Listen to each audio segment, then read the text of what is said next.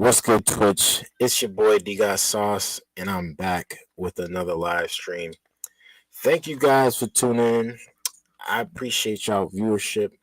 Um, it's been an amazing week for me, and I just feel phenomenal, man. I feel phenomenal. I feel great. I feel like I'm accomplished.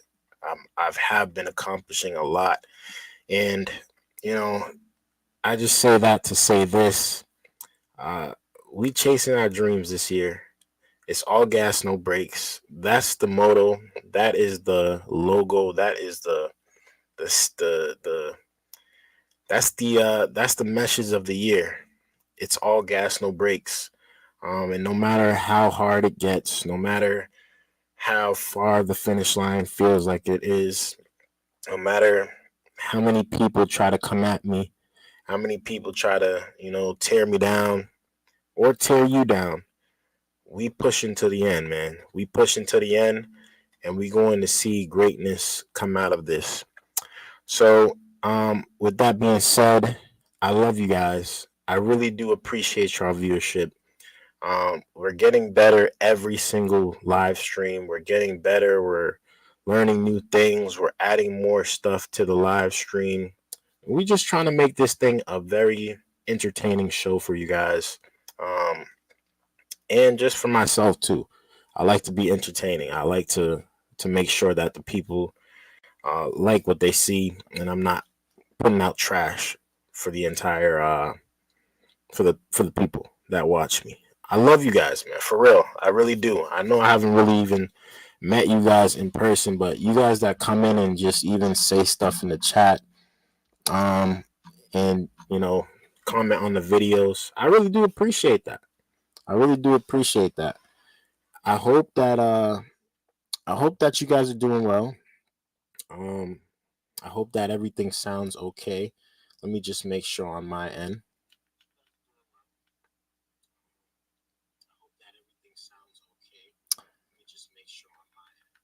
Okay, we're good.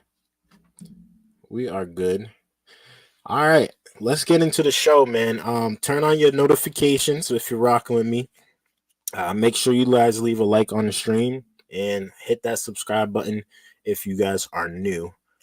We got some interesting stuff to talk about today. I mean, there's been so much going on this week, and I've been trying to get on the live for a couple days now, but I've just been so extremely busy.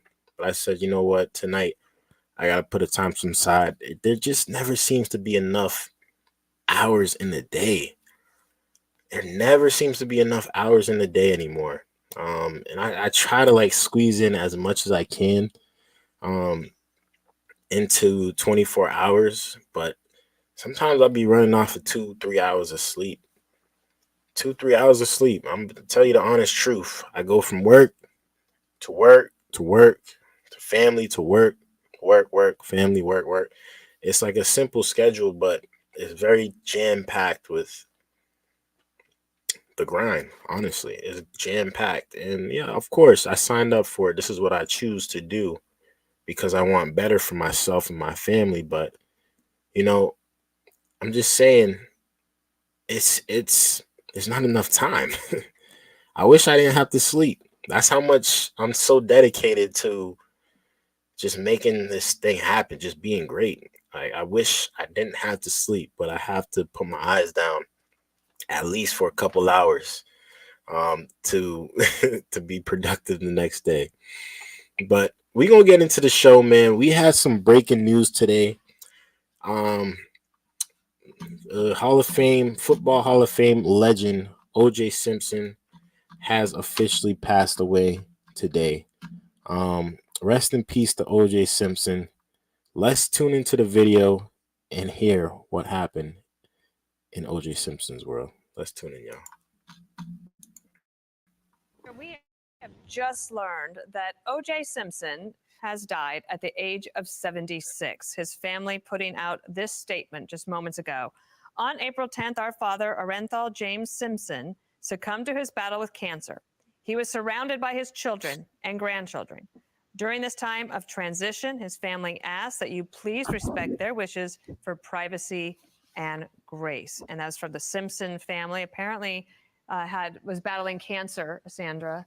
And as I think you had said that you'd seen him recently, and he had looked fairly frail in the last few months. Yeah, prostate cancer that he was not able to overcome, obviously. And I believe it was a TMZ camera that stopped him and asked if he would enter hospice care, and to which he replied no. He's 76 years old. He began to look very frail during his cancer battle. Clearly, everything you just described about his later part of his life overshadowed his early football success. I mean, this was O.J. Simpson, Buffalo Bills, 11 seasons in the NFL, but all that professional. My man OJ just passed away, right? And the first thing that come out of a lot of people's mouth is, did he do it? Did he do it? I don't want to take it there though. I don't want to take it there today. I want to say rest in peace to OJ Simpson. I hope that his family is doing all right. I hope that they're finding the peace that they need. I hope that they're getting the comfort that they need. And my condolences. I don't really care for what happened in the past right now. It's really about, just saying my condolences. My condolences. He was a legendary person to many people, a legendary football player to many, probably a great father to his kids. And, he's dead now. He's a gone legend, and his name will forever be remembered, whether it's for the murder of his ex-wife, or whether it's for his football career, or whether it's for what he did with his life outside of the public eye. This man he's been in the headlines, and he's been, doing his thing for a very long time. And RIP to him, man. He's definitely a legend. I don't know if he did do what he did in the past, if he was true or not, but the lawyers said that, and the judge said that he was good. So we'll never find out the truth now. We'll never find out the truth. But RIP to OJ Simpson. Success obviously overshadowed by his trial and controversial acquittal for the murders of his former wife, Nicole Brown, and her friend, Ron Goldman. I mean, we all have our memories going back to those days. I know you have yours. We can picture the white Bronco and the police chase. And wow, was that a time, 1995, Dana? Indeed. Yes, I was a waitress at the time when that jury decision came down. But also, I mean, to look back before all of that happened, he had a pretty incredible football career. He won the Heisman Trophy in 1968. He was playing for the University of Southern California. He set numerous records there, as I'm sure the sports fans amongst us will be able to tell me. He was inducted in the Pro Football Hall of Fame in 1985. And then you might not, I don't know if do you remember he was an actor? Yeah. Yes, and he was in, what was that movie? I wouldn't be able to tell you that. One Naked Gun. That's the one I'm remembering. But I know that was part of his very complicated career before all of this happened. Someone who knows a lot about that is Jim Gray, Dana. He is joining us now. Oh, great. Jim, I know you've gotten the news. That's it. We don't really need to talk about that much more. RIP to OJ Simpson. I remember him clearly. I know his story clearly. He's been a great football player. Like I said, he was a huge name. And RIP, man. RIP. It seems like every day we losing people that we grew up looking at, we grew up watching. And this is sad. Prostate cancer is a big thing in a lot of men, and especially in a lot of black men too. So, it's very important that we take care of ourselves. He was 76. So, that is a good, he lived a long life. It's not like he died very young. I don't believe he got set up. I don't believe none of that stuff. I just know that, you gotta get your checkups. You gotta make sure you're good. Make sure your organs are working right. And when it's your time, it's just your time. There's nothing you can really do about it. But Shout outs to him. I hope his family is doing all right. And RIP to OJ Simpson. Well, we gonna move on to the next topic. And I love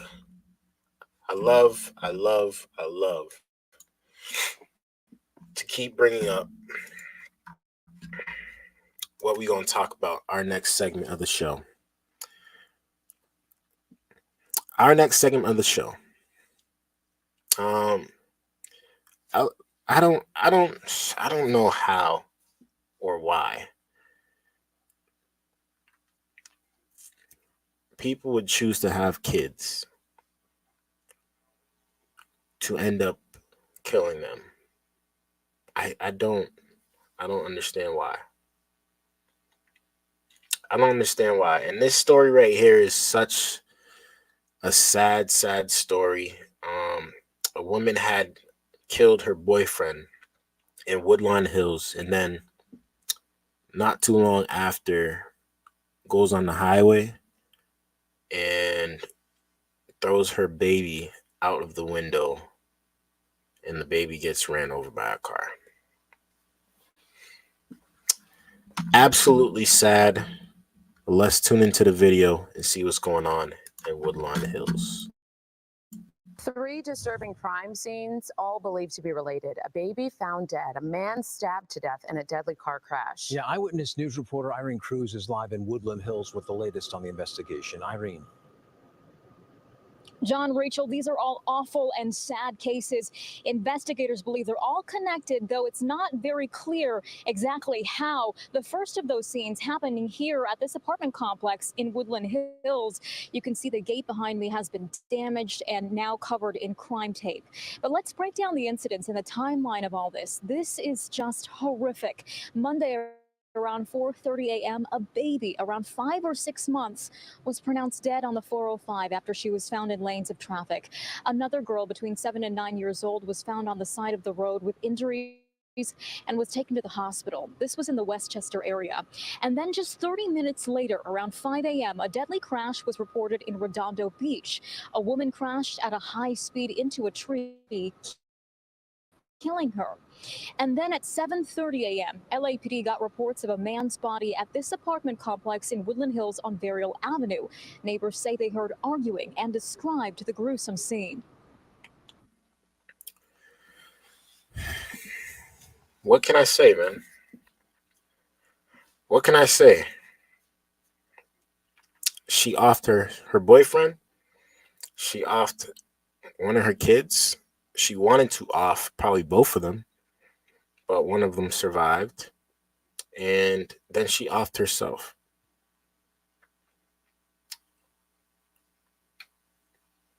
Tell me demons ain't running around here without telling me demons ain't running around here.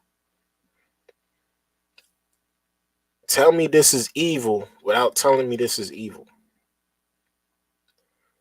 What could possibly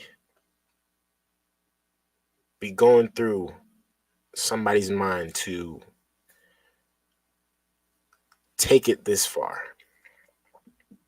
What could possibly trigger someone to do this to their own kids, their own little infant babies? Can't even speak. This is a sad situation. I mean, honestly, there's nothing I can say, obviously, to make this thing any better, but I just want to bring light to this stuff because it's a sad situation now. It's a sad world that we live in. And we just keep going by day to day like this stuff ain't happening out in these streets. And poor kids, poor kid, poor the one that survived. She's going to be traumatized for the rest of her life. And this is just a sad situation altogether, man. She's a demon, man. Their door was wide open. There was blood on the floor leading into their apartment, and then a trail of it in the hallway leading up to the elevator. And I saw some blood on the walls. Called the police and told them that something was not right. and they told me when I spoke to the EMT to go in and check on the body, so I did. And he was deceased. He was face down on the floor, and there was a lot of blood. Eyewitness News has learned that the older girl hurt in the 405 incident may have been a witness to the stabbing death, but police aren't revealing too many details. And back out here live, we are still waiting for more information to be released. Still many unanswered questions. What are the identities of the people involved in all of this? Who are the people that dropped off those children on the 405? CHP now asking for anyone who might have been driving on the 405 at that time to release their dash cam video and possibly look for a black sedan in that footage. Hello, I'm Mark Brown. Extremely sad, man. Extremely sad. That's we don't like to talk about it, but we have to talk about it because it's just pitiful what's going on out here. But if you guys think that's bad, which is pretty bad, we got even more. We got even more bad news. We got more sadness, more demonic stuff going on, and stuff that seriously could be prevented if we just simply followed the rules. And I know how a lot of people feel about this situation right here. This is about Dexter Reed.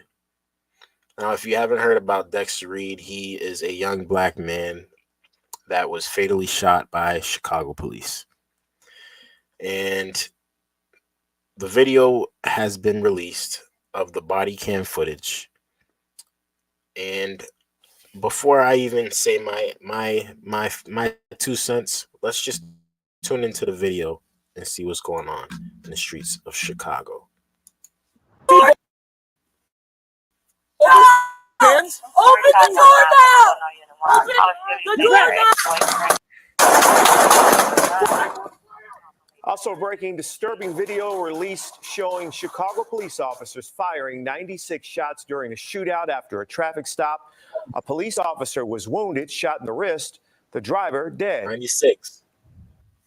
I feel like I've been shot. My insides is burning up. Why they did that to my son? They didn't have to do him like that. Here. Listen here. I feel so bad for this mother. I do. I feel extremely bad. But why does this seem to keep happening? Especially to younger men. Why does this keep happening? Why are black men being put in positions to where they have to stand up against the police, or not even stand up against the police, but face the police, and they still don't know, or we still don't know how to respond and how to get away from the situation? Listen here. When I last time I've gotten pulled over, it was very simple. Guy came up to the car, said, "How you doing? Can I have your license and registrations?" My hands on the steering wheel. I don't want him to think anything funny business going on. There's nothing like that. And I try to small talk too, like, my bad, I didn't know, or if I was speeding, my bad, I didn't know I was speeding. I was trying to get home. You know how it is, man. Just trying to get home. And then you move on. Like, it's usually that simple for me. But for a lot of my black brothers, it seems like we just still not understanding how to, like, respect each other when it comes to handling the police. There's certain ways that we can handle it, and there's certain ways that we've been handling it. The way that this situation was handled, respectfully, and this is respectfully, the way that this situation was handled by both parties, it could have been avoided. It could have been avoided. Both parties could have could have had this situation go a whole different way. And it's very unfortunate, but let's continue. Shot, visibly shaken, calling for firings and criminal charges. And Cook County State's attorney are promising a full investigation. Let me assure you that our pursuit of justice will be relentless.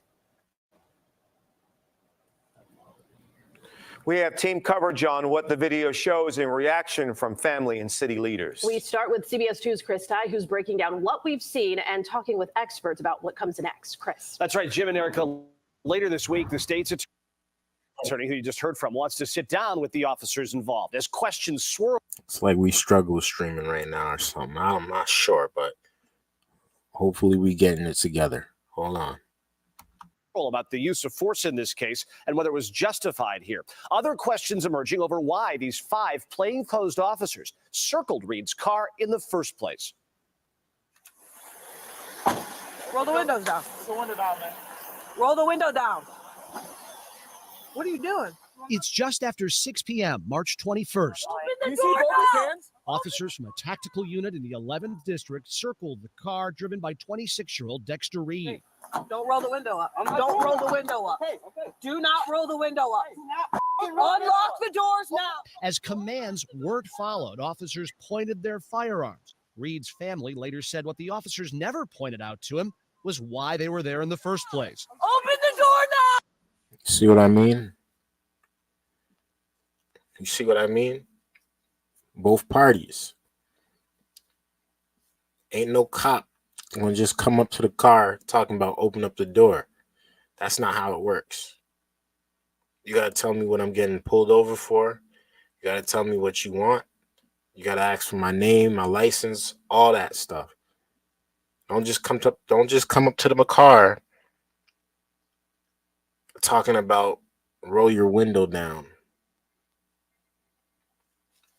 And to my man Dexter Reed, you see a bunch of police officers with their guns out,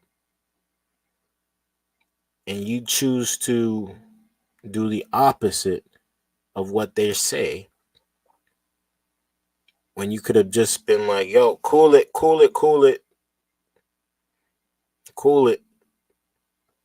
There has to be more to the story. There has to be more to the story. Oh, open the door now. Over the next 41 seconds, 96 shots fired. In the distance, Reed, laying on the ground, is shot multiple times. The Civilian Office of Police Accountability says this was a traffic stop for not wearing a seatbelt. And while the videos don't make it clear, their investigation concludes Mr. Reed fired first. He started shooting at us. In the chaotic moments that follow, officers assess what just happened. No one go to the car. The gun's in the car. COPA says Reed's weapon was found on the passenger seat and that they will be investigating the propriety of the traffic stop. Very quickly going from seatbelt to guns drawn, point of greatest danger, guns drawn. What gets it there?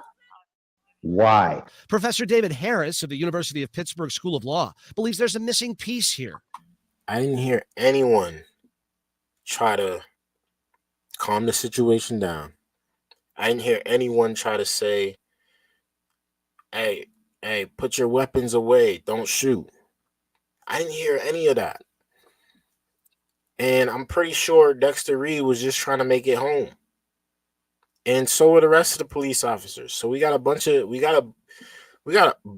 dummies with weapons ready to go. We got a bunch of dummies with weapons ready to shoot. Not no one in that entire situation said, hey, let's try to calm this situation down. We just here for a seatbelt. But there has, like I said, there has to be more to the story, man. We just don't know it. That is a missing piece. You would expect cars pulled over. Sir, I stopped you for X. And I didn't hear that. Something is missing from the full context, and we need to know that. Copa adding they don't know how many times Reed fired and that officers did not have any background information on Reed prior to this stop. They're looking into why this 5-person plainclothes tactical team was doing what amounts to a traffic stop. They determined that Reed fired first, by the way, by use of ballistic evidence as well as elements from those videos released just today. Erica. All right, Chris, thank you. Let's bring in CBS 2's Sabrina Franza now. Sabrina, Reed's family very emotional today during the news conference. The family laid 26-year-old Dexter Reed to rest on Friday. Yesterday, they sat down and watched the video that you just saw, and they called it an assassination. I feel like I've been shot. My insides is burning up. Why they did that to my son? In her anguish, Dexter Reed's mother remembers the last time she saw her son alive. He had just bought his new car 3 days before that, and he was just riding around in his car. He said, "Mom, I'm going for a ride." Dexter Reed was 26 years old. He played basketball at Westinghouse College Prep and continued playing ball at Morton College. She says he had encouraged his loved ones to lead healthy lifestyles. When I didn't feel good, he say exercise. He bought a Peloton bike for me to exercise, and he was a good kid. Roll the windows down. For the first time after watching video, Chicago police pulling Reed over for, they say, not wearing a seatbelt. His family reacts to the 96 rounds they heard in that video, fired in 41 seconds. If I was in that situation, I would be terrified. I wouldn't know how to specifically react other than to protect myself. Hey, you're good, you're good. You're good, brother, you're good. Chicago's Office of Police Accountability says it appeared Reed shot first. But his Who knows what will happen if we're actually in that situation for real. But I'll tell you one thing. You're going to hear me saying, don't shoot, for sure. You're going to hear me saying, don't shoot, for sure. And this is the problem, man. My man's wearing a ski mask, dog. I'm sick and tired of seeing people wearing ski masks. It's the dumbest thing the world has came up with in these past couple of years.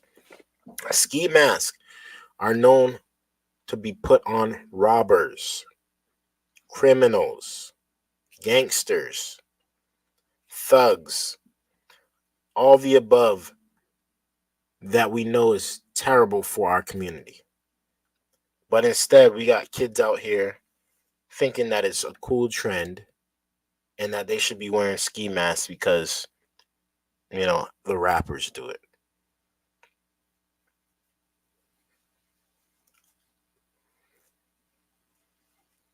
There's got to be a few of us left that still care about our image when it comes out to the people.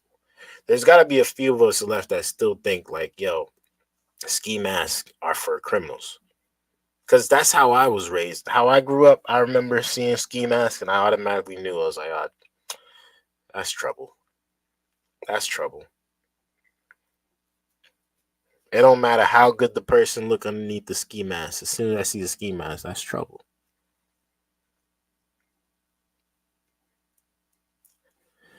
Again, this could have been avoided on both parties.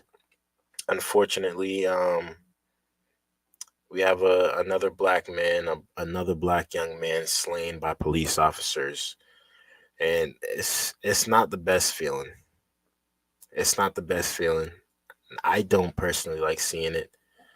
I know a lot of people that don't like to see it. But this could have been avoided, man. And it's important that we raise our young black kids. Not even just black kids. It's important that we raise our kids to know that we gotta at least understand how to respect police without causing a problem. We gotta realize, like, these people are humans too. They're just trying to do their job. They're just trying to go home. But we gotta show a little sign of respect when it comes to police. And the police, obviously, they'll show it back if they're good people. I can't speak for these people that did this right here, but for the majority of police officers, they're not doing this. They're not doing this. This is a sad case, though, man. Let's finish off this video. Family maintains he got out of the car without a gun. It's unclear what transpired while Reed was still in the car. Why were tactical officers jumping out of an unmarked police car with their guns drawn for a simple traffic violation of not wearing your seatbelt? Reed's family is asking the city to disband those tactical units that were working on the south and west sides of the city, for the city to strip the 5 officers involved of their jobs, and they're asking for a criminal indictment against some of the officers that were there that day. They did not comment on the officer who was also shot and wounded the day Reed was killed. In the newsroom, Sabrina Franza, CBS 2 News. Wow. Very sad, very unfortunate, man. It's we got to do better. We got to do better. Obviously, praying for the family. I hope that they get the justice that they deserve, that they need. And I'm praying for those police officers too that were involved. We don't want to see the people fighting against police officers, and we don't want to see police officers fighting against the people, because, this is just going to end up being a war. It's going to end up being a war. And we need law and order, respectfully. Without law and order, we're going to have a chaotic community. We're going to have a chaotic city, chaotic state. And we do need to show some level of type of respect for the people who go out there and put their lives on the line. Dexter Reed, he had a gun in the car. He did have gun charges before. This is not his first rodeo with police. So he should understand how to handle some type of situation like this. I'm not saying that, he did anything wrong, because we don't know the full story again, but things could have been avoided. But I'm praying for the family, man. I'm praying for the family. Let me know how you guys feel about this down in the comments below. I appreciate y'all viewership. We're going to get into the next topic, and we're going to stay on this same topic, because, I like to open up with crime because we like to get it out the way. But if this is y'all first time tuning in with me, make sure y'all say what up in the chat, and make sure you guys leave a like on the stream. We're going to bring this next video to, or this next topic to, myself. 1 second. Sorry, y'all. We're gonna get into the next topic. And this next topic, we're going to the streets of Philadelphia. Philadelphia apparently is banning ski mask. Thank God.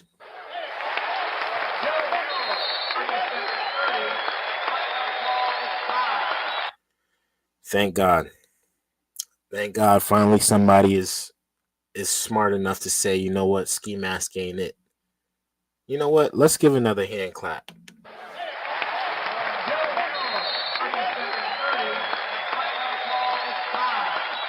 Good stuff, Philadelphia.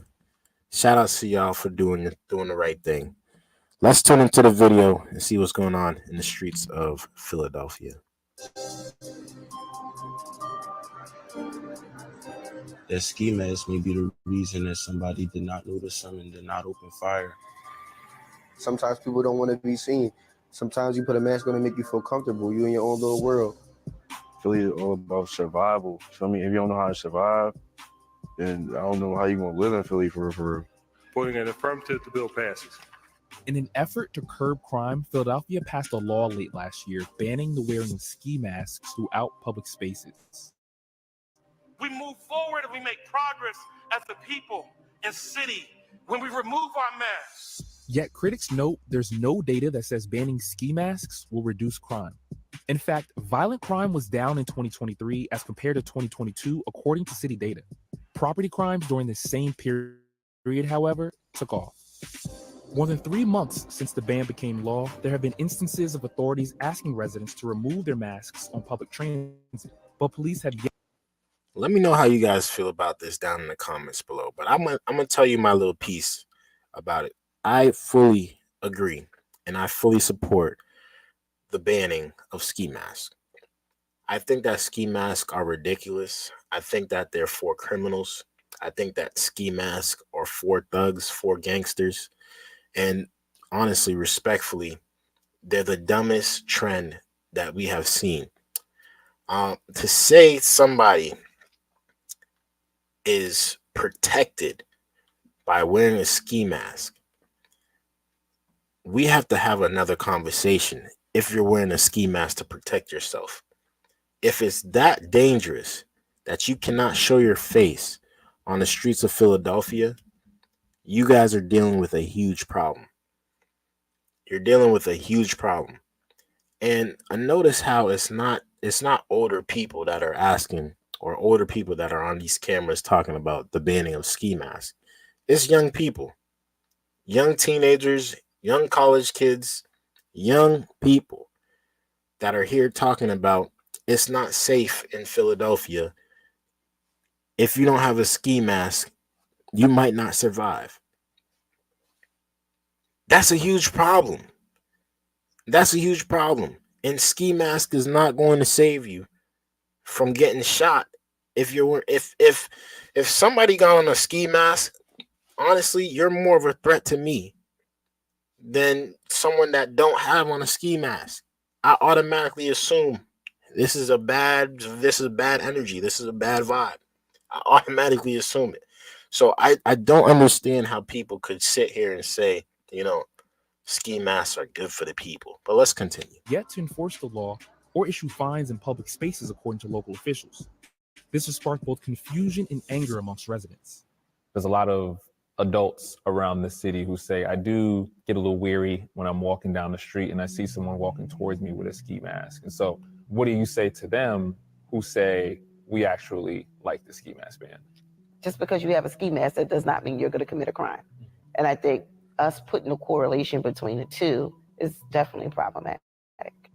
Some residents told me the ban makes them feel more safe in a city seemingly struggling to contain crime. When people be walking out here with the masks on, like some guys we try to come in here, you got to tell them no, because it's not comfortable for me or the clients. But for others, particularly young people who often wear them, they say the ban compromises their survival. I have a ski mask on. I didn't cause any harm to anybody. I don't plan on causing any harm to anybody. Philly, you got to pick your poison. Shout out to D in the chat. Listen, D, it's so true though. Like seriously, ski mask is nonsense. Why do people think that this is a new way of life? Like ski masks don't have a bad reputation. Ski masks have a terrible reputation. Penal Code 185. I gotta check that out. Like 19-year-old Liam Washington, who says the ski mask is much more than a fashion accessory. He says it also keeps him from being a victim of mistaken identity, which he says could put him at risk of violence. You got to either walk around and protect yourself or walk around and be a victim. What prompted the ban was how ski masks have been worn by criminals at the center of multiple deadly shootings, including the death of 15-year-old Devin Whedon, who was on his way to... You see what I mean? How can a ski mask protect you if the same people that are using the ski mask to do crimes are putting them on? Automatically, I'm assuming you're trouble if I see you in a ski mask. I don't care if it's a fashion statement. I don't care if a new rapper came out and said ski masks are in. That is the dumbest thing the world and the young people coming up today are doing. It's stupid. And I'm glad Philadelphia is finally doing something about it. At school last May when he was fatally shot during a fight by 3 people, one of whom was in a ski mask. No one has been arrested or charged in the killing. The victim's father told me he supports the ban. We can come up with a solution with this. I'll tell you this, a lot of crime will go down. Because you can't catch nobody if you don't see nobody. But many teens say not everyone who wears them is a criminal. So we're creating a situation where a subset of folks feel safer and another subset of folks are pushed into unsafe situations in fear. I don't know how people can have such controlled minds. I don't understand. I don't understand. People love their masks. Some are ugly, got bad teeth, acne, cold sores. That's why people wear them. Oh man, well, hey, I mean, if you got bad acne, I could understand why you would want to wear a ski mask. If you got bad acne, I understand, but you know what I'm saying, if you just wearing it just to wear it because you think it looks good, that's stupid. But even then, right? Say you got bad acne, you know, just embrace your acne. Just embrace your acne. You got cold sores, start embracing your cold sores because you gonna look like an acne wearing criminal. A ski mask acne wearing criminal. You're just gonna be hiding under your ski mask. It's nothing's changing. You just look even worse now. Like whose safety is more important? The official behind the new law says banning ski masks will make the city safer for everyone. This bill was created because we can't just have no face, no trace. So what do you say to a young person who says, Absolutely. I feel safer with the ski mask on? I don't feel safe without it. If you don't feel safe without having a ski mask on, we have a larger problem in the city of Philadelphia. Come on, man. Well said. If you don't feel safe without wearing a ski mask on, we have a huger problem in the city of Philadelphia. Give this man a hand clap, man.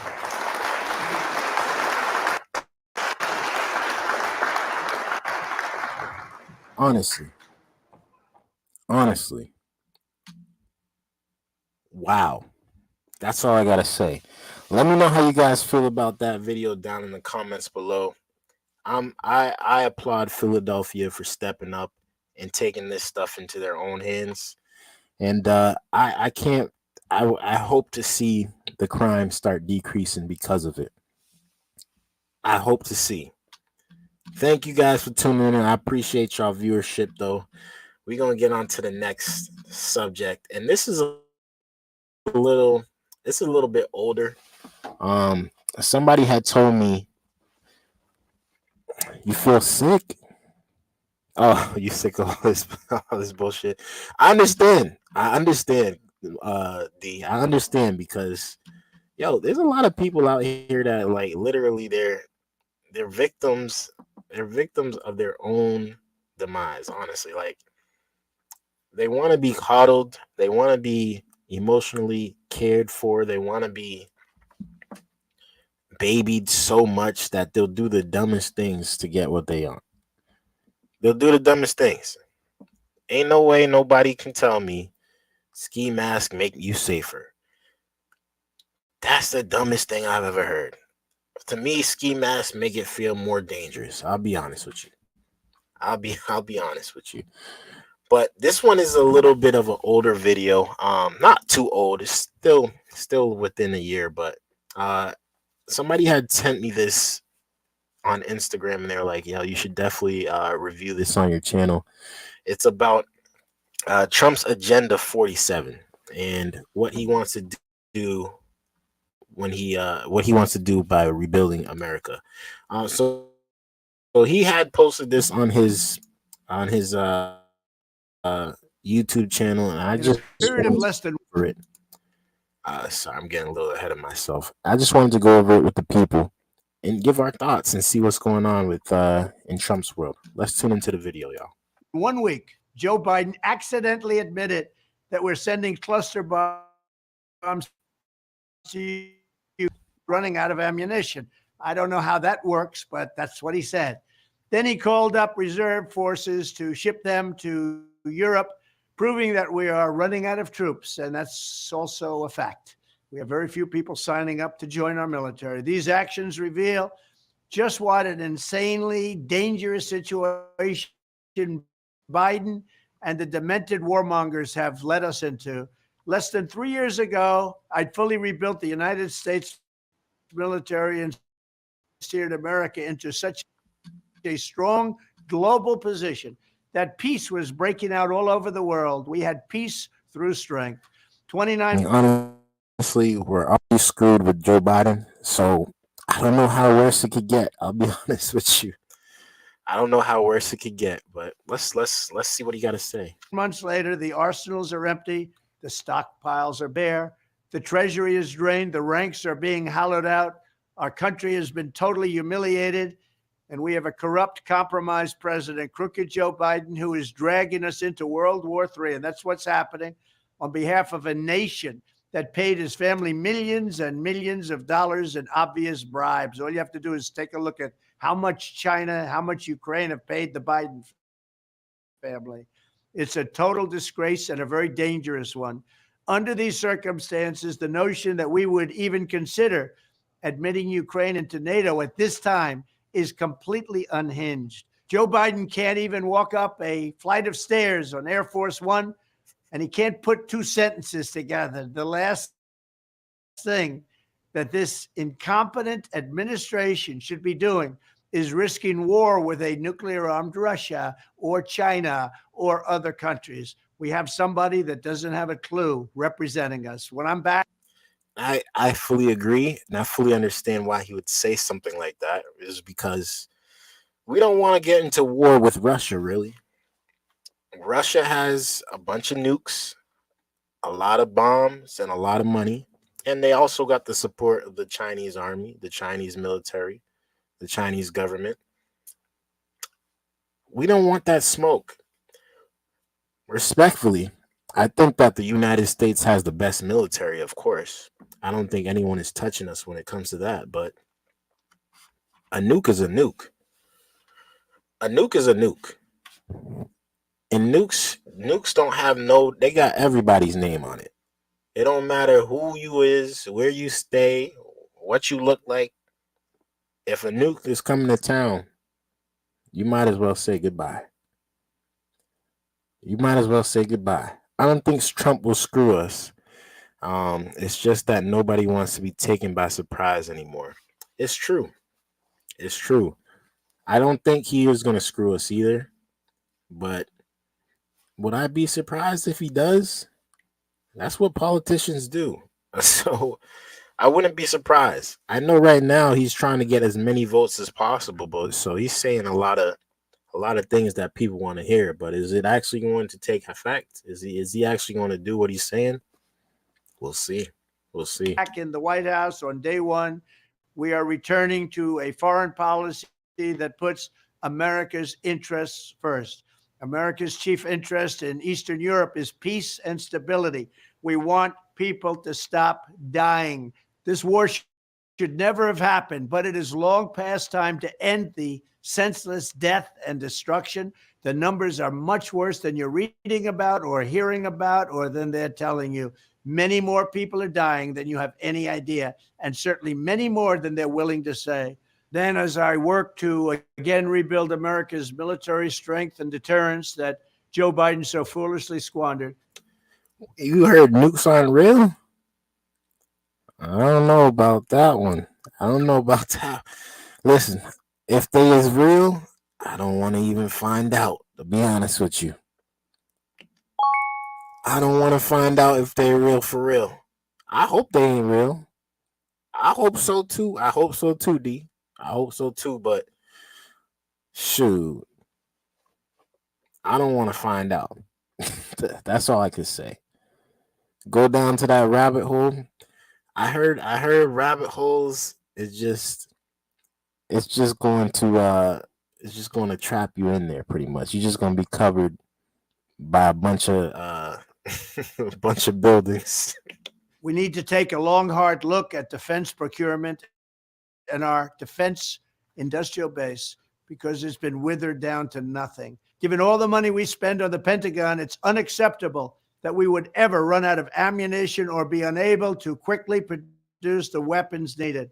I will provide record funding for our military, just as I did 4 great years. If you think about what we were able to do, 4 great years of rebuilding our military, and we rebuilt it bigger and better and stronger than ever before. And now look at what's happened. We have no ammunition.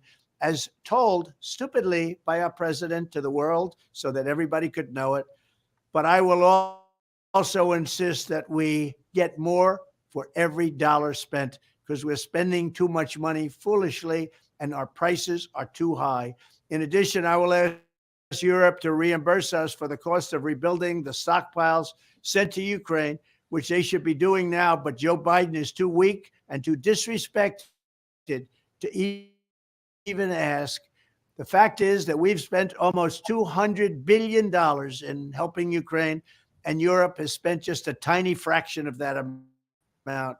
As Biden's call up of reserve troops show, we also clearly need to address the embarrassing recruitment situation in the USA. Joe Biden's woke policies and political purges have repulsed many great patriots from serving. They don't want to serve in our military. Frankly, they disrespect our president. That's a big factor. I will restore the proud culture and honor traditions of America's armed forces, and there will be no Marxism allowed, no communism allowed, and we'll get rid of the fascists. Thank you very much. Man, shout outs to Trump, man.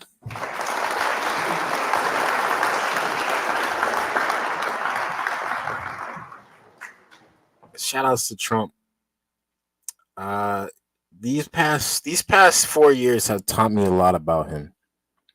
These past 4 years that we've seen Biden doing his thing, it has taught me a lot about Trump, and not only Trump, the Republican Party itself.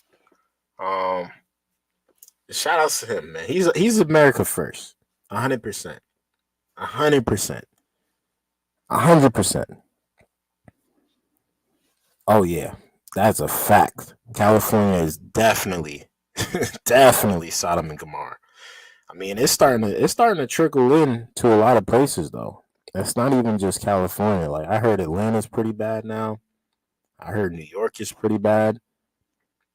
But hey, shout outs to Trump though. I can't even lie to you. Trump has grown tremendously on me. He has grown on me. At first I wasn't feeling him. But when he did win, I can't lie and say it was a bad 4 years. It wasn't a bad 4 years for me, at least. It was a beautiful 4 years. But I did feel some type of way for these past couple years now that Biden has been in here, and I've realized that Trump is him. Trump is doing his thing. He's been doing his thing, and respect is due to Trump. Respect is due to Trump. He's going to. I think he's going to win this year for sure. November 5th is a big year. And not only is it a big day, sorry. Not only is it the presidential election, it is also my birthday, ladies and gentlemen.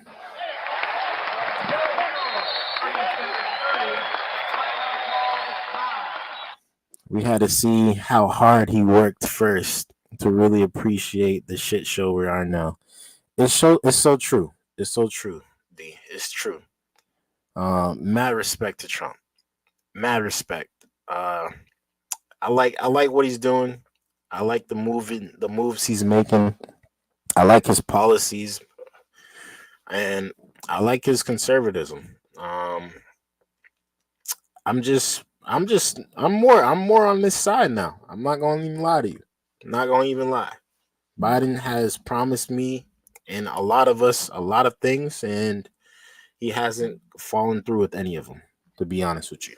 Maybe for a few people, but the majority of the people who voted for him, he has not fallen through. But thank you guys for tuning in. Let me know how you guys feel about that down in the comments below. I appreciate y'all viewership. I really do.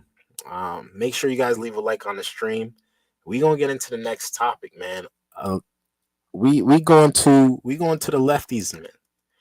We going to the lefties, and apparently the lefties is losing it again. And we love talking about the left side of town. You know that. We love talking about the left side of town. So let's tune into the video, see what's going on in the lefties world.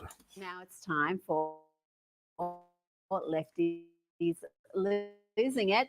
Let's start with climate catastrophist clown Greta Thunberg, who's all grown up these days but still behaving like a spoilt little brat. Here's her latest arrest.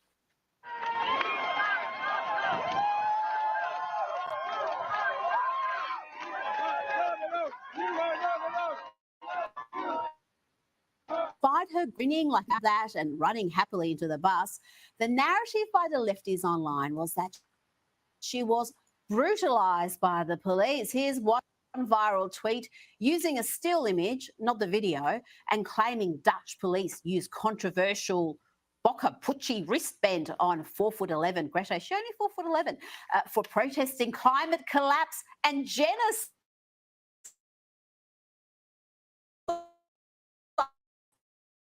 Former ABC. Wait, you telling me that's a man? No way. No way, D. Ain't no way that's a man. This is a man? This is a man? For real? Oh, you capping. You capping. Incredibly, former ABC stalwart Quentin Dempster reposted that tweet with this comment. Policeman inflicts painful wrist hold on protester Greta Thunberg. This enduring image symbolises the abuses of law enforcement, which permits the destruction of Earth's biosphere by excessive emissions of carbon dioxide and methane. They're getting so much better. They are getting so much better. This is wild. Struth, in the words of John McEnroe, you cannot be serious. Moving along, let's check in with South Carolina women's basketball coach Dawn Staley, who managed to be both a coward and a reality denier. And I heard about this one, man. This one is crazy. also, she ended up playing the victim all at once. Quite the trifecta there.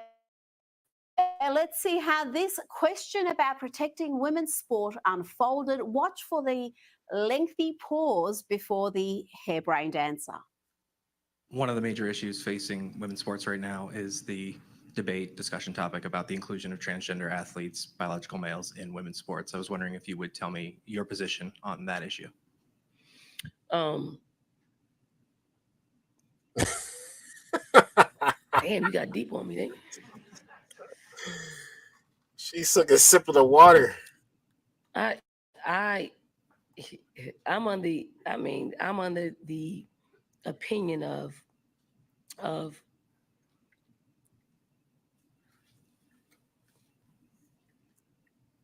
if you're a woman, you should play. If you consider yourself a woman and you want to play sports or vice versa. I don't know why she couldn't just say, nah. Women should play with women, men should play with men. I don't know why. I don't know why. She really took a sip of the water. It was like, hold on. All right, let me see how I can answer this without getting canceled. That's crazy. That's crazy. She's a woman herself, and she's just like, you know what? Let me not even go there. She did sell out. It's true. It's true. Let's just stop there for a second. There is no vice versa. There are no trans men, that's biological women identifying as men, who are wanting to compete at the highest level against. And that's one of the biggest things that people don't like to talk about. There are no trans men, no women that saying they are men that are coming into men's sports trying to play, trying to fight, trying to do anything. Nobody wants to talk about that. Real biological men. Women cannot compete against men, and to pretend otherwise is to deny reality and to throw women under the bus. Men are stronger, faster, bigger. It's just simply unfair on female athletes to ask them to compete against male bodies. But watch here as Dawn plays the victim, despite the fact that she did throw female athletes. under the bus. Do you think transgender women should be able to participate in That's your question in you college want me to basketball? ask. I mean, you want to ask, so I'll give you that. Yes. Yes. So now the barnstorm of people are going to flood my timeline and be a distraction to me on one of the biggest days of our game. And I'm okay with that. I really am. Pathetic, weak. Can I just play Serena Williams here? This is a bit of a rebuttal to this notion that men and women are pretty much the same. They can compete with each other. If I were to play Andy Murray, I would lose 6-0, 6-0 in 5 to 6 minutes, maybe 10 minutes, because It's no, it's true. It's true. honestly, really. It's a completely different sport. The men are a lot faster, and they serve harder, they hit harder. It's just a different game, and I love to play women's tennis, and I only want to play girls because I don't want to be embarrassed. I would not do the tour. Good point, Serena. And she's a phenomenal athlete. She's a phenomenal woman right here. Legit. She can probably beat a lot of guys in tennis for sure. But at the professional level, respectfully, there's no competition. It's not the same. It's not the same. And she knows it. And she said it while proud. And there's nothing wrong with that. It's just the way life is. It's the way the world was made. It's the way God created it. Men are just physically they're stronger for some reason. That's how it is. But it's sad because she's you're pretty sure that Serena and Venus are both men.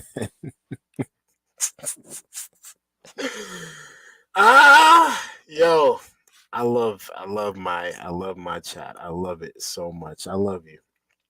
Thank you for popping in. You make this such a much better show. Do you hear that? She wouldn't play if she had to play men. She wouldn't be on the tour. Now to the White House, and let's check in on the Veep. Kamala can always be relied upon for some solid lefties losing it content. Do you know, okay, a bit of a history lesson. Do you know that the women's teams were not allowed to have brackets until 2022? Think about that, and what that talk about progress, better late than never, but progress, and what that has done, because of course, when, I had a bracket, it's not broken completely, but I won't talk about my bracket. But you know what, just how we love March Madness, and even just now allowing the women to have brackets and what that does to encourage people to talk more about the women's teams, to watch them. Now they're being covered. And this is the reality. People used to say, oh, women's sports, who's interested? Well, if you can't see it, you won't be. But when you see it, you realize, oh. Wow.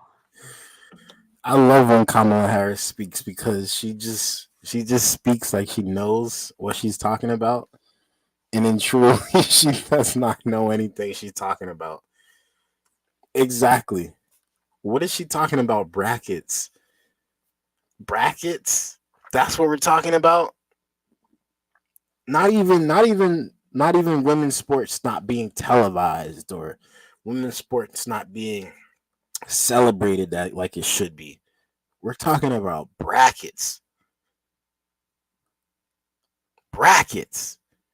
I know for sure Kamala Harris ain't playing no brackets for any NCAA sport. She's not doing that. I don't even play brackets for NCAA sports. Why would Kamala Harris be playing brackets for NCAA sports? This is wild. I'm speechless, really. I mean, not only is that nonsensical, it is also absolutely false. Obviously, I mean, how any politician could say that to a reporter, let alone the woman who's one heartbeat away from the presidency, one 80-year-old heartbeat away from the presidency. Thank God the president is in such good health. This is Morgan Sherwin and Sam Cerruti. They're our team members here. They help us they help us, service and sales. Good to see you. Oh dear. Let's end lefties on a positive note. Here's a lovely, heartwarming video of a much Here loved we go. teacher being pranked by his students.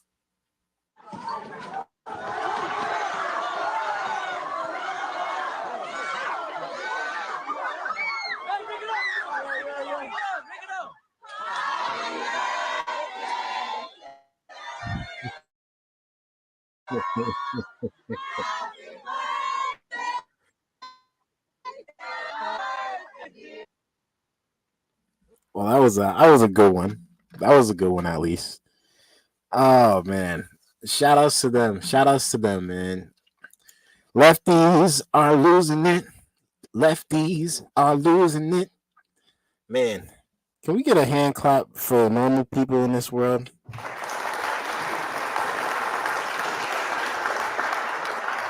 I think like honestly, I think we deserve it. I think we deserve it. There's so much weirdness going on outside. And yes, thank you, D, for noticing. I got a little help now on the stream. I've been telling you. I've been telling the people. I've been telling my internet soldiers that we going up. We going up. We going up. We gonna update the stream. We gonna keep upgrading the equipment. We gonna just keep getting better and better and better every single show. Every single show. We're gonna get better. There's so much more to do. So much more we got to talk about, and I want to make sure that I keep bringing the good content. I want to make sure that I keep bringing entertainment, and I want to make sure that shoot, the stream gets better and better, the quality gets better and better, and yeah, we're gonna be updating our camera soon. We're gonna be getting a new mic soon. We just got a stream deck. It's going up. It's going up. I thank you though I do really appreciate y'all viewership. You guys know this whole stream wouldn't be nothing if I didn't have my peoples coming in every now and then. I'm a really shitty streamer, but I don't care. I'm really a fighter in my community, and I have to stream my own videos. No, I understand. Honestly, I understand because this is not easy. It's not easy at all. It's not easy at all, but it's 3 years and I still call myself a rookie streamer. You ain't no rookie. You ain't no rookie. You're at least a sophomore now. But the point is to just keep going, right? The point is to keep going, keep getting better, and shoot, one day we're gonna make it, and we're gonna look back and just be like, we started here. We started here. I'd like to stream with you. Hey, I'm down. I am down. Listen, I wanted to start bringing people on the show to start giving their opinions and maybe even have like a panel discussion on some of these topics. But no, I am really down, honestly. You don't have you have an IG or anything? Have an IG or anything? Let me know, and we can connect on there or Facebook, whatever the case may be. And shoot, we can set up something. We can set up something. Actually, get this popping. You know what I'm saying? That'll be a good thing for the people to see. But yeah, let me know. Let me know. That'll be dope. That would really be dope. We're gonna get into the next topic though. Man, we at 1 hour and 9 minutes right now. I'm not trying to be here all night. I don't want to have you guys up all night, right? So let's see what we gotta talk about next. We could do a couple more videos. We'll bring it to the migrants. Chicago has spent over $300 million on this. I don't know why these videos keep playing without me pressing play. But, you know, I'm still a rookie streamer.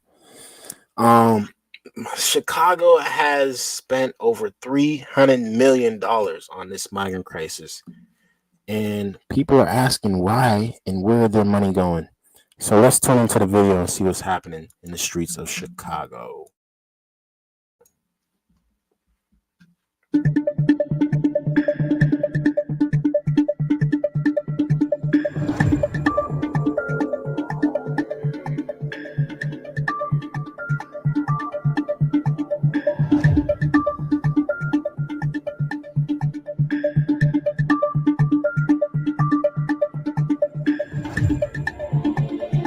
NBC5 Investigates is taking the city of Chicago to court to obtain records related to the migrant crisis. For months, our team has reported on problems inside migrant shelters here in the city and has exposed how millions in taxpayer dollars were being spent. And tonight, we're trying to understand why certain city records were withheld. Investigative reporter Bennett Haberly joining us now with more. Bennett. Yeah, Allison, Stephan, public records are vital to our reporting and to the public's right to know. In our quest to understand how the city responded to the migrant crisis, we combed over thousands of pages of reports, and in doing so, realized we may be missing some more. And now we're suing to obtain what should be public information. At its height, Chicago's migrant crisis involved housing as many as 15,000 people, and in some cases meant having them live in crowded buildings. This once vacant warehouse was converted into the city's largest shelter in Pilsen, which at one time housed 2,500 people. Last month, NBC5 Investigates first reported how the city's own records identify potential gaps in the city's response to migrants' health needs. These records noted as far back as October, the city was aware that overcrowding individuals at the shelters put both new arrivals and shelter staff at higher risk of contagious illnesses, and that the lack of space within the shelter system created increased challenges to place people and provide them with initial health care. And I saw the other day in New York, right? The people was complaining that there's so much homelessness going on, and they didn't want their homeless people to have the shelter that they were trying to put them in. But in Chicago, it's like, yo, come through wherever you're from. Doesn't matter what part of the world. If you're homeless, don't have a place to stay, seek asylum in Chicago. And they're housing thousands of people before they house the thousands of homeless men and women that are out there. Let's give a hand clap for Chicago.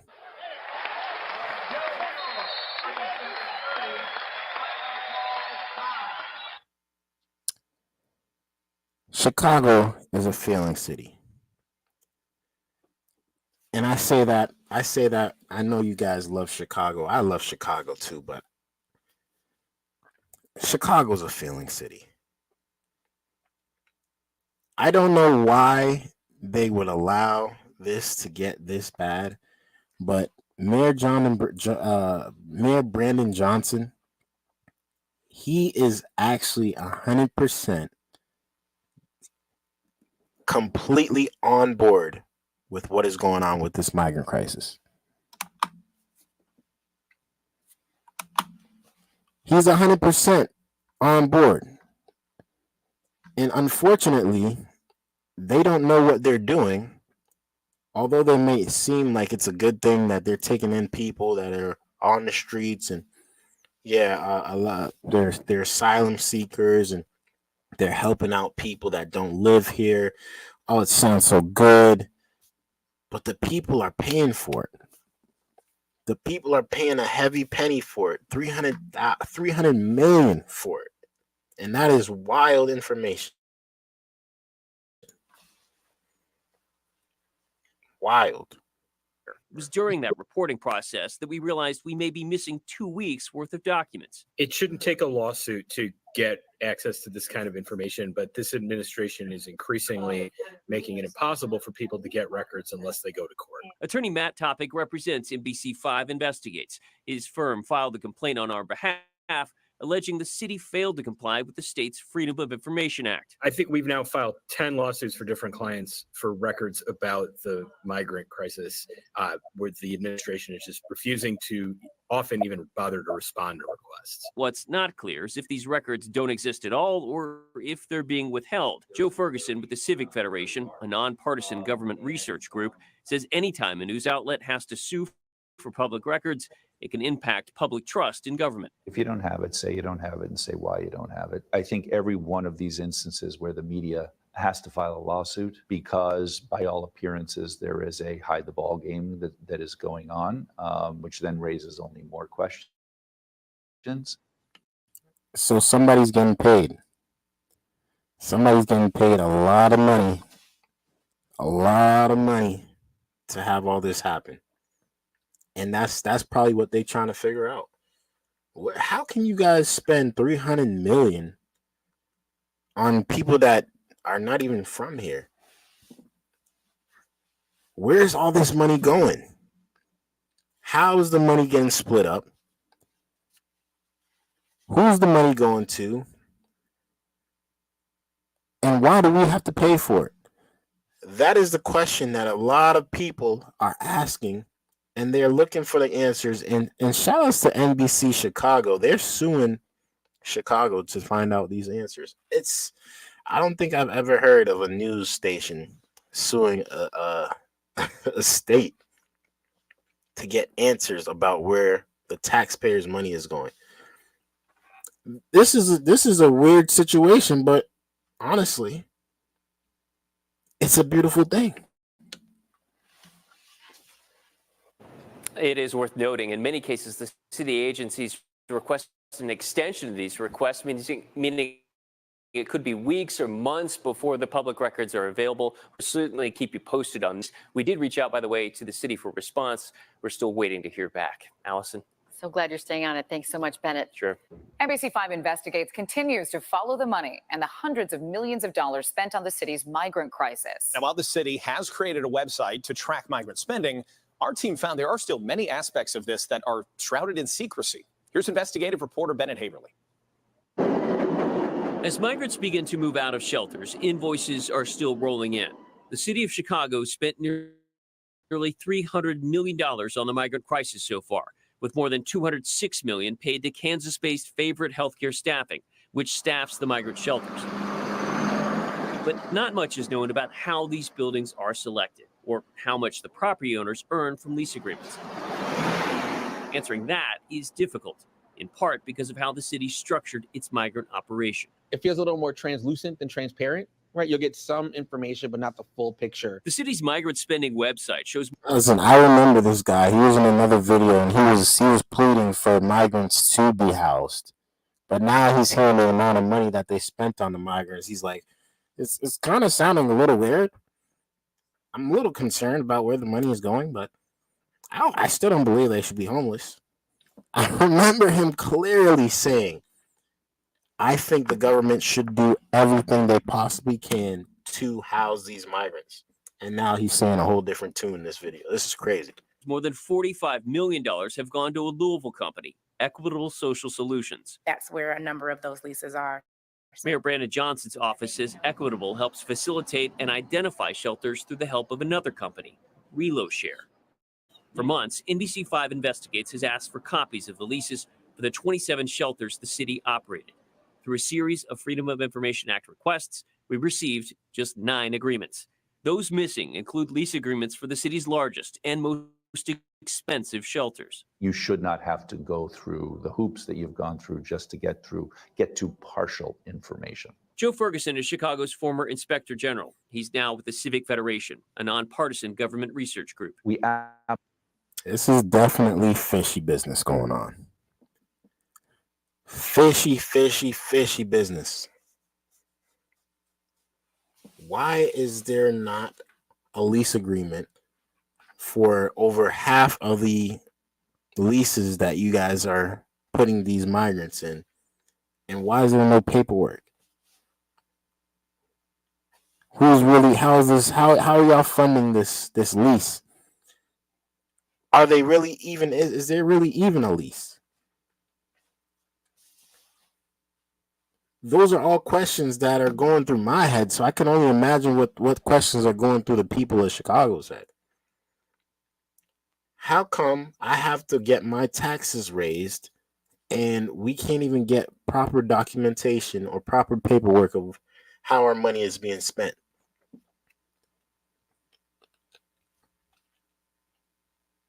You know what? Shout outs to Chicago for taking advantage of the people, man.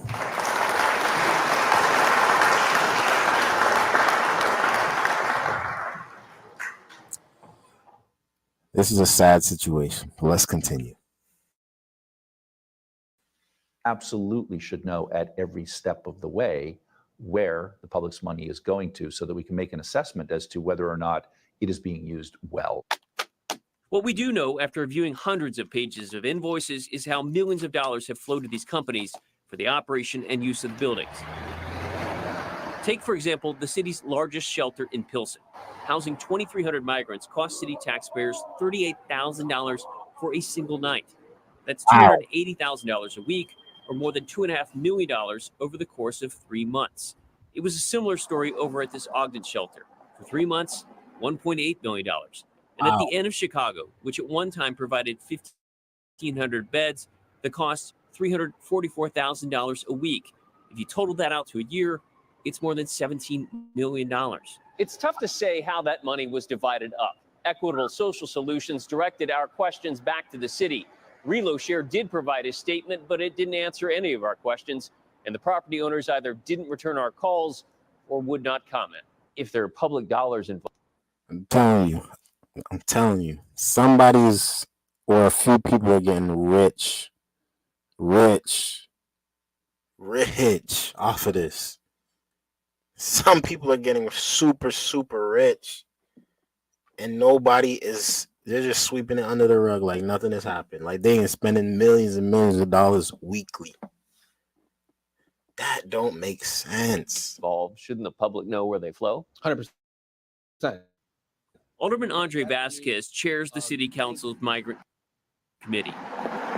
He said even aldermen have had a hard time accounting for how these dollars have been spent. I think something that we've been looking at is how to really get more mandated reporting from the government as they're making decisions, because our constituents are asking us those very questions. I'm not looking to make any money on this. Randy Schifrin told me he offered up a vacant property on South Michigan Avenue to the city last fall for $1 a year. The city, he said, passed on the offer. They made a date with me to come and view the building, her and her group, and then at the very last minute, they were called back. In response to other reporting that the city had months ago turned down offers for other potential shelter sites from the Archdiocese, Mayor Brandon Johnson pushed back. All right, good afternoon, everyone. Telling reporters the city is now working with the Archdiocese to bring one shelter online. But it's not just as simple as here's a building, take it. There's work that has to be done to build it out, to make it suitable. But Johnson sidestepped our questions about calls for increased transparency. We've seen the bed rates, right? Yeah. It's a lot of money. I mean, I guess that's still the question that's outstanding. Would you support more transparency, more efforts to share those records? Thank you for that question. Again, we're meeting you right where you are. That response did not answer our questions about the calls for more transparency. Didn't answer a damn thing. Mayor John Branson. Mayor Brandon Johnson. Yeah, he's one of the toughest, most weirdest, most, I don't even know how to explain it, but I've been watching his journey, and it's just I don't see why they voted for him. I don't see why. I don't see why they voted for Mayor Brandon Johnson. I keep saying his name backwards because he's backwards. But listen here, man. Let me know how you guys feel about this down in the comments below. I appreciate y'all viewership. Dude says the riches of the world are stored for the righteous. God is watching, so is every American. There will be no more mercy for these sellouts. Our country is being destroyed from the inside out without firing a single shot, like China said it would. Man, there's too much ladyboys going on out here, man. We definitely kill ourselves. Who's Mike Johnson? He's another sellout. Oh, yeah. The mayor got you. He sure did. A lot of these mayors is getting people, man. The mayor of New York is another big one. He pulled the rug on a lot of people. He's like, yeah, you know what I'm saying?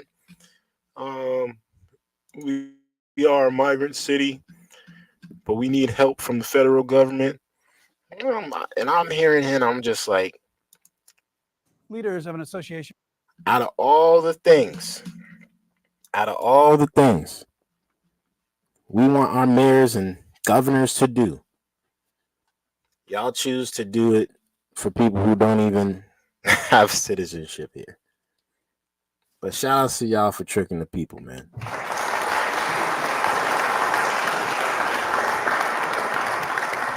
Y'all got it. Y'all got it. I give it to you. Y'all got it. But don't worry. There's going to come a time where the people are going to have to vote again. And then we're going to all say goodbye. Goodbye. Goodbye. It was so nice meeting you. Thank you guys for tuning in.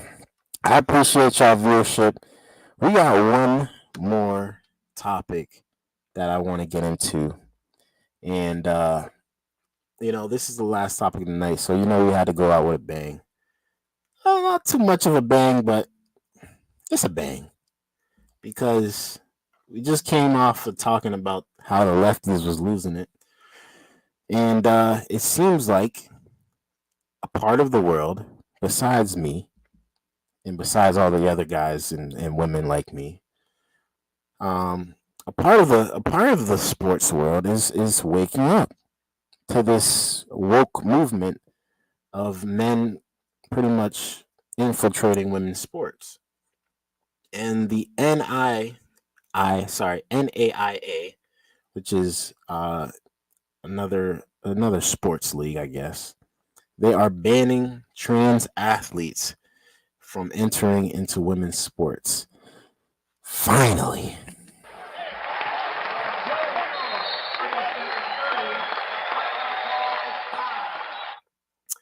Finally, someone has the guts and someone has the cahoots to say, you know what?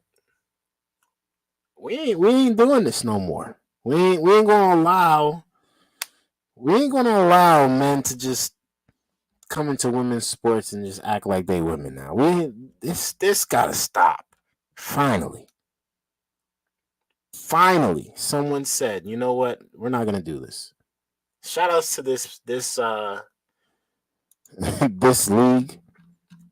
I think they're another like sports national college league, I think, but I'm not sure. We'll find out right here. Let's tune into the video. Leaders of an association for smaller colleges are banning transgender athletes from taking part in member schools' women's sports. The controversial new policy from the NAIA also blocks athletes who've started hormone therapy. As Dave DeMarco reports, several LGBTQ plus groups are upset about the decision. 83,000 student athletes at 241 member institutions compete in NAIA's. Aww, they're upset. Aww. Oh, cry me a river. Cry me a river. You don't get to play with women anymore. Oh, it's so sad. Sports, but based on a unanimous decision by the Council of Presidents at the NAIA convention in Kansas City today, some of those athletes might be ineligible for women's sports starting this school. Sport, strength, size, speed. The NAIA isn't sure how many, but says transgender students have been taking part in competition.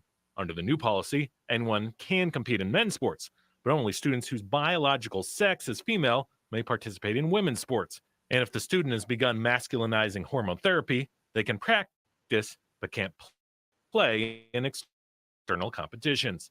Near where that decision was made today, a youth volleyball tournament with high school students from around the nation was taking place. Shout out to Kansas City.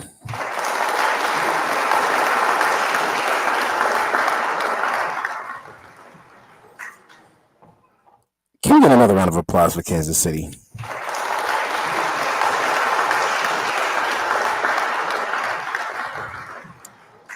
I gotta be honest here. I love this new Stream Deck. But shout outs to Kansas City for real, man. They are doing it.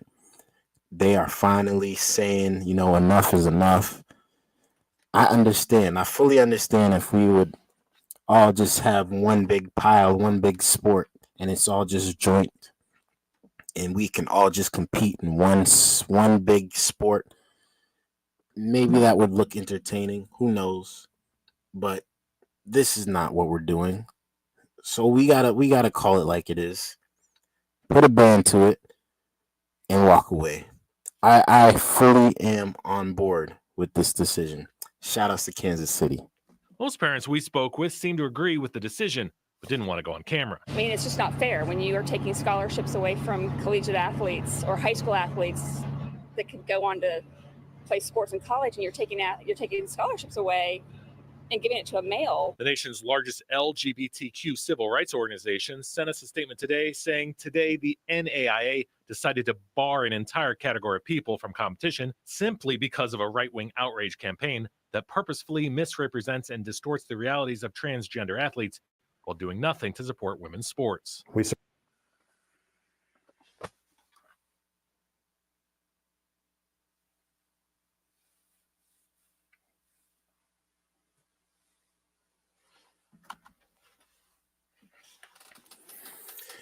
They're doing nothing to support women's sports by helping women in their sports.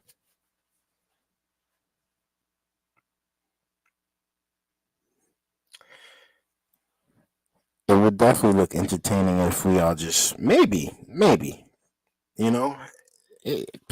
mean, that's the only way that I could see this possibly happening. You know what I'm saying? But respectfully, I like it separate. And distorts the realities of transgender athletes while doing nothing to support women's sports. We certainly did not do this with any intention of making any statement about transgender students or transgender folks who want to participate in athletics. But we believe our job was to make sure that our competition was fair and that we're similar to what Title IX does. We're protecting our female category. Dave DeMarco reporting the NAIA has 5 member schools in the Carolinas, including 2 in Columbia. Shout out to Kansas City one more time, man.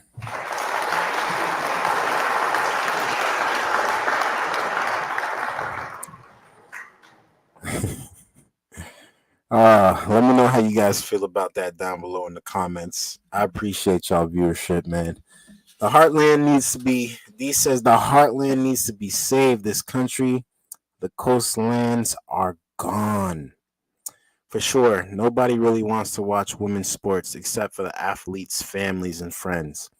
You know, that's a good point. That's a good point, D, right? But I gotta say one thing about it. I was watching Caitlin Clark the other day for Iowa women's basketball. And for the first time ever, I actually sat and watched the entire game. Caitlin Clark is very, very entertaining. I can't lie. It's not all women's, obviously, but I like women's sports, and I believe they are going to someday they are going to have their own identity.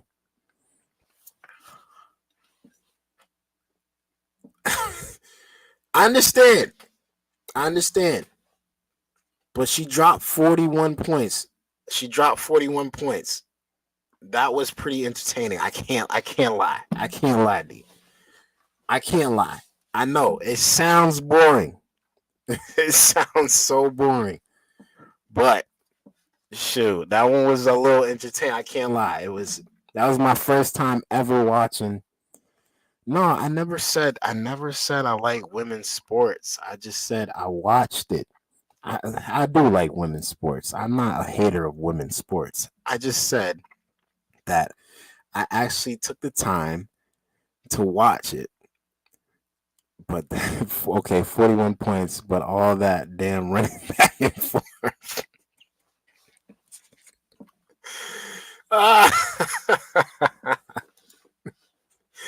Yo, You're not even lying.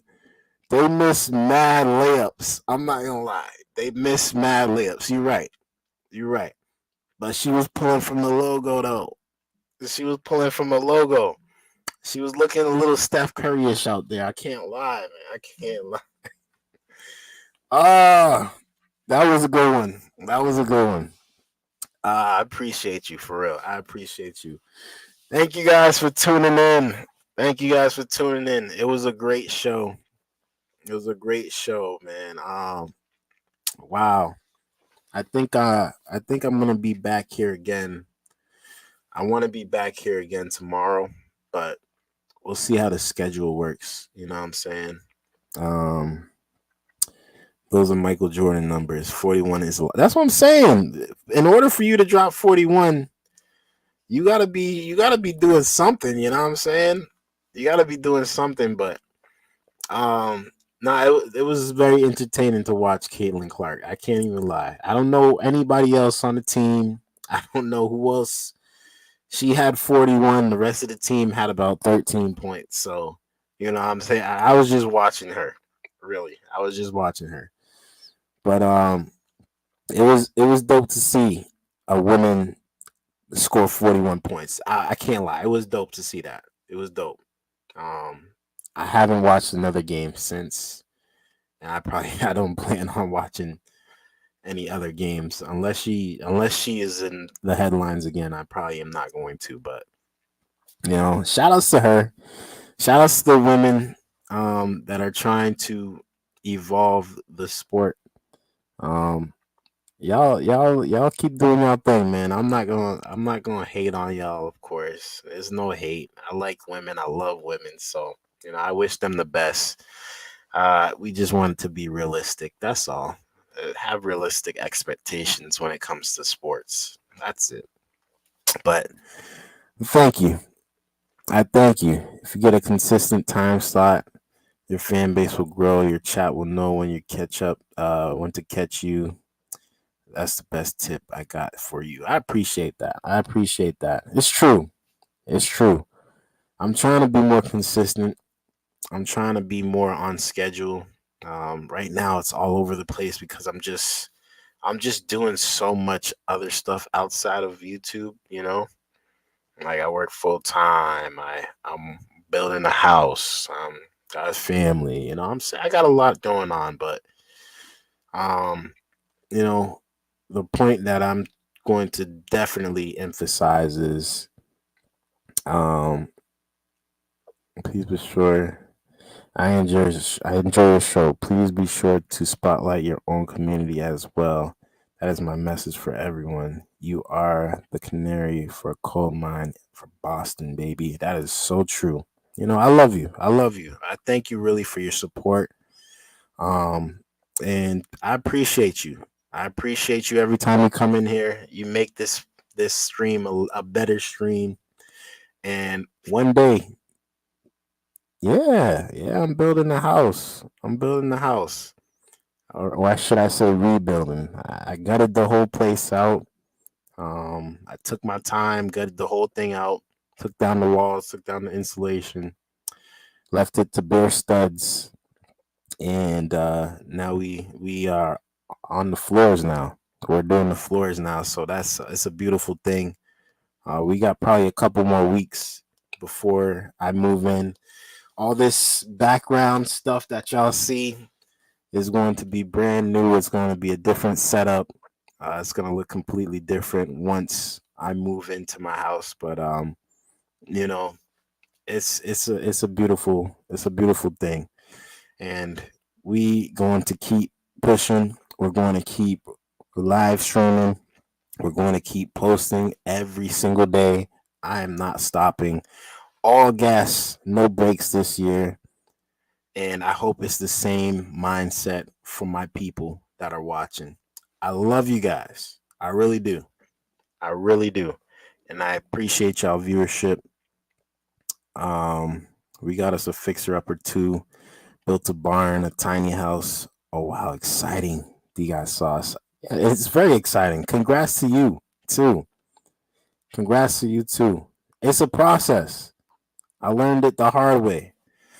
I learned it the hard way. It's a process, but it's a beautiful thing, man. And especially when you can see light at the end of the tunnel, it feels so much better. It feels so much better. But shoot, we've been going for an hour and 40 minutes. Um, I love you, man. I love you. Thank you, D. Thank you. Um, we've been going for an hour and 30 and 40 minutes. Y'all know how I like to do it. I don't like to go this long, but we had so much stuff to talk about today, so I had to. I had to. We gonna keep going. We definitely gonna keep going. We definitely gonna keep going. But thank you guys so much for tuning in. Make sure you guys leave a like on your way out. Make sure you guys hit that subscribe button if you're new, and turn on those post notification bells if you ever want to see me in live time. I love you guys. I really do. I appreciate y'all viewership. Until next time, man. Enjoy the rest of y'all night. Peace.